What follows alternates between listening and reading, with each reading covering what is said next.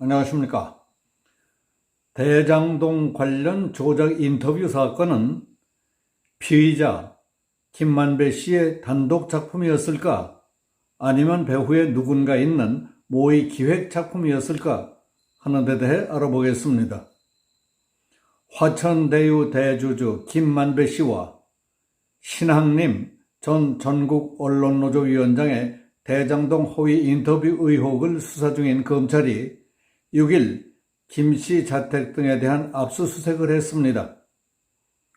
김 씨는 2021년 9월 신 씨와 윤석열 대통령이 검사 시절 부산저축은행 수사에서 대장동 대출 브로커인 조우형 씨 사건을 무마했다는 취지의 허위 인터뷰를 하고 신 씨가 지난 대선 직전 이를 보도해주는 대가로 1억 6,500만 원을 건넨 혐의를 받고 있습니다.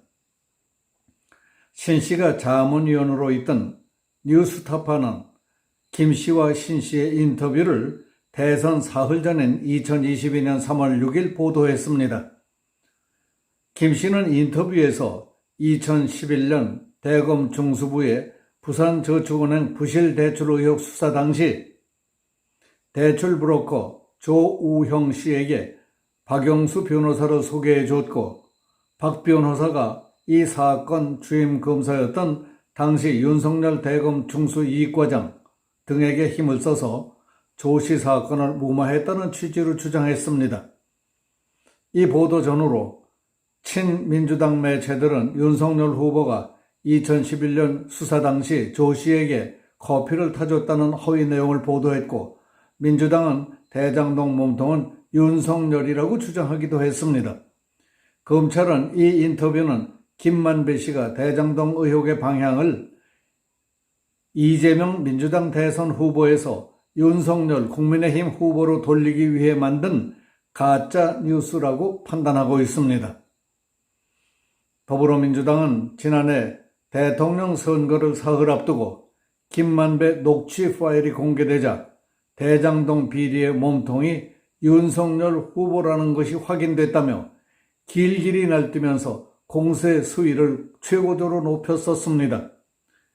그러나 그 녹취록이 김만배에 의해 만들어진 가짜 뉴스라는 진술과 정황이 공개된 9월 1일 이후로는 침묵을 지키고 있습니다. 작년 3월 6일 인터넷 매체 뉴스타파가 김만배 녹취 파일을 공개하자 당시 민주당 대선 후보였던 이재명 대표는 대장동 사건의 진실이 드러나고 있다고 윤 후보에게 덮어씌웠습니다.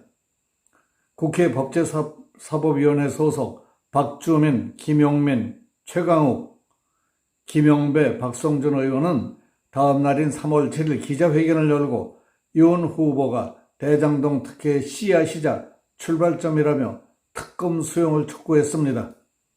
당시 기자회견에서 김용민 의원은 윤 후보는 지금이라도 후보를 사퇴하고 검찰 조사를 받아야 한다고 했습니다.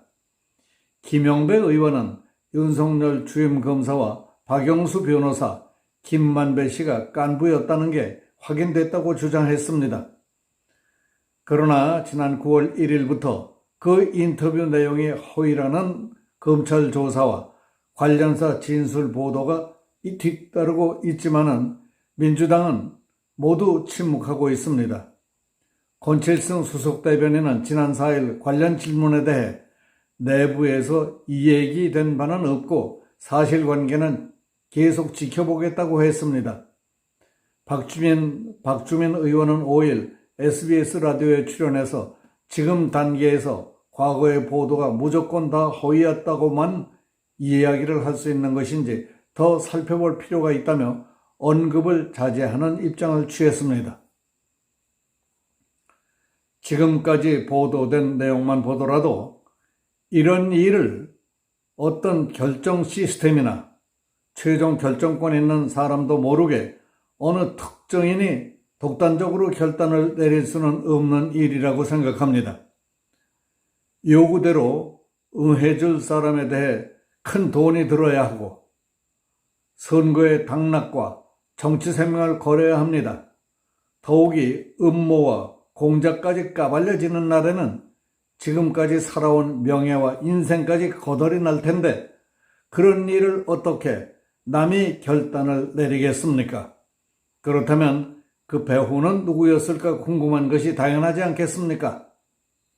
이 사건과 관련해 국민의힘 장예찬 최고위원은 이러한 가짜 뉴스나 허위 조작 인터뷰가 의외의 접전이라고 하던 작년 대선 결과에 충분히 영향을 끼치지 않았나 하는 생각이 든다고 말했습니다.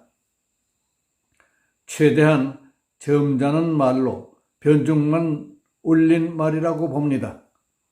대선 당시 윤석열 캠프의 청년 본부장을 맡았던 장 최고위원은 6일 CBS 라디오 인터뷰에서 보도가 나온 대선 3일 전은 여론조사 공표가 금지되는 기간이라 직접 수치로 확인할 수는 없었지만은 당시 대장동 게이트로 코너에 몰리던 이재명 대표와 민주당 측에서 대장동의 책임이 윤석열 후보에게 있다고 사흘 동안 집중 포화를 퍼부었다며 이같이 말했습니다.